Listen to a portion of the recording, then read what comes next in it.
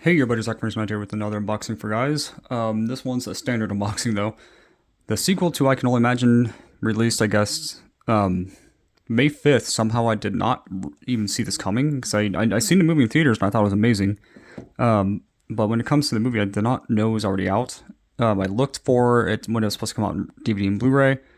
Found out it just came out on May 5th and somehow missed it. But since I just got some little leftover birthday money, I was able to get this, and I still have the original movie that came out in 2018. And I'm definitely thrilled to see this again. I seen it in theaters, and it was better than the first one. But it's pretty much how they made the song "Even If." And it's an amazing song, and I've never even heard of Tim Timmons until this movie, to be honest.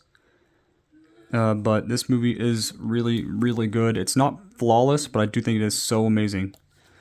The only downside to my copy is that it was beaten up right here in the corner. As someone who collects movies, that's a big bummer. And it just bugs me right now with that. But here's the spine. Released once again by Lionsgate in terms of physical release. Lionsgate's not my favorite company, but they're okay. Not my favorite. They just do some things I don't like. But anyways, this movie was amazing. The only other downside is that it's a Blu-ray release, not a Blu-ray and DVD combo like this one was. Kind of annoyed that some companies don't do the two-pack. It makes it more fun to have two copies of the same movie for a good price.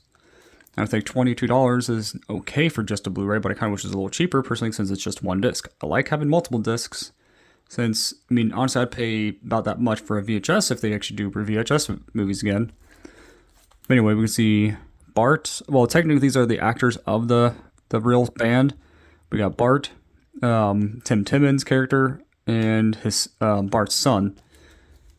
And this movie is just really good. The only nitpick I really have for this movie is that when Tim Timmons put the mark of an X right here in his wrist, I first was kind of wondering what he was doing that for. Come to find out, it's to show his faith for Jesus.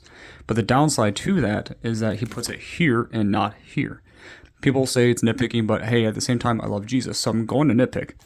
In the Bible, it clearly says the hand, not the wrist, because people try to say that this is part of the hand. It's not. It connects to the arm, but this is the hand. He should have put the X on the palm and not on the wrist. But besides that nitpick, it was an amazing movie. Pretty much, he has a new bandmate named Tim Timmons who comes in at a bad time with Bart because he's having troubles with his son because he comes to find out he has type 1 diabetes. And he has to, wants to get closer to his son. It's just a really, really good movie. If you have not seen it or even heard the song, it's really an amazing song, and this movie is downright amazing. I do actually think it is better than the first one. The only thing I had problems with the first film was that they show this one singer who, to me, isn't really a true follower of Christ for the sake of what she believes in. That is, I forgot what her name is, Amy Grant, I think.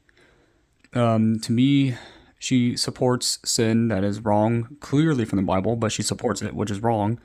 That's the only issues I have with the band and with this first movie. But other than that, this is a really good movie. 2 is even better. So if you have not seen it, it's definitely worth watching. Here's the back. I'm not sure if I've shown you that yet. And no, I won't be giving the code out. I use the codes for my Voodoo account for the sake of I can let my other family members who have my account to watch the digital versions of movies I get, because I prefer physical. Somehow my paper cover on this is kind of sliding out. You got the cover right there on Blu-ray. Got the cover right there. For some reason, there's like a loose piece of the shrink wrap right here, so I'm actually going to use that to open it. If the shrink wrap doesn't actually get stuck to my hand.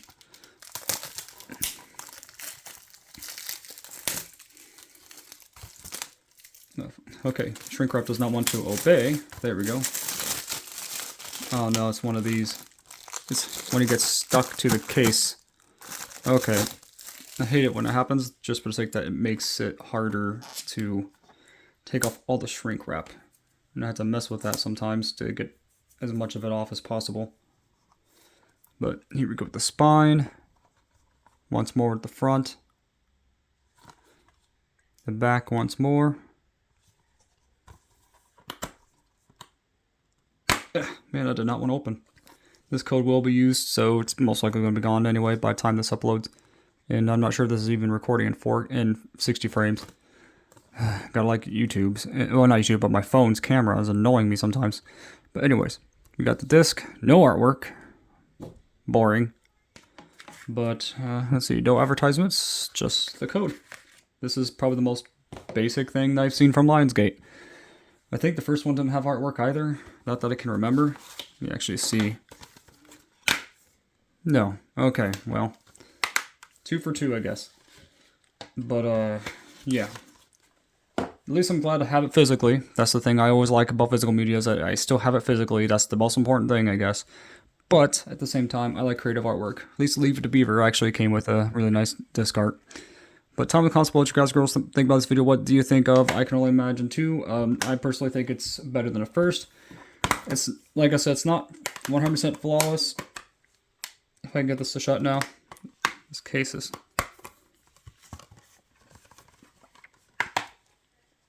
Oh, come on now.